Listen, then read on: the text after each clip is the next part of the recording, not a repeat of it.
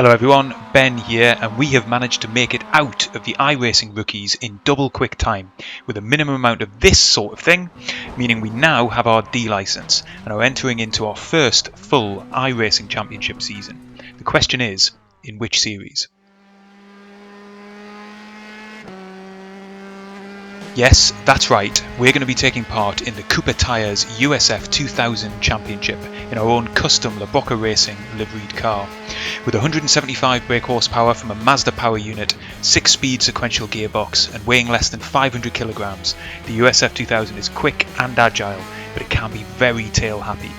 This will be our introduction to single-seater racing on iRacing and our first step along the way to a potential online career in either IndyCar or the Formula Grand Prix series in the future.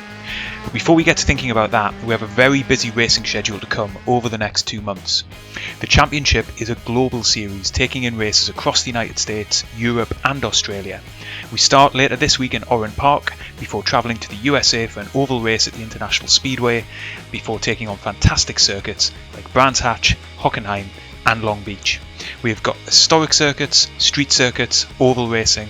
This series really does have it all and it's going to be a big learning curve. To get myself ready, I took the car out for a track day at Summit Point this week, so let's take a look at one of my first laps behind the wheel as we come down the start-finish straight here. I'm just about to hit 6th gear.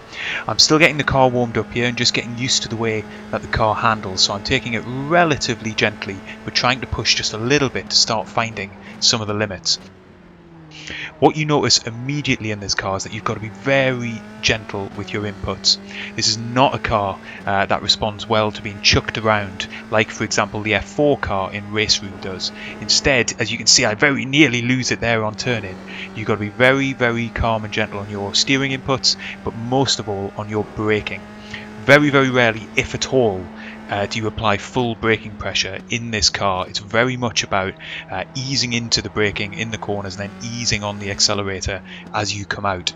If you do that and if you can get the car up to temperature, then actually it feels great and it's really, really good fun to drive. As you can see there, as we were coming through the tight and twisty section, I do miss my apex there, but nevertheless the car was quite responsive through some of the slower corners there, and I'm going to need to practice just getting the car into the apex a little bit tighter ahead of our first race at Oran Park. So we're coming to the end of the lap now then. Lots more laps to come as I get up to speed in racing this car, but I'm really, really looking forward to it. I'm hoping we're going to be able to be quite competitive once I do get up to speed. I'm going to leave you with some offboard shots of the beautiful Broca Racing car. If you can't wait to see the season get underway, make sure you subscribe to the channel so you don't miss any of the races we've got coming up, and I will see you on the grid at Oran Park.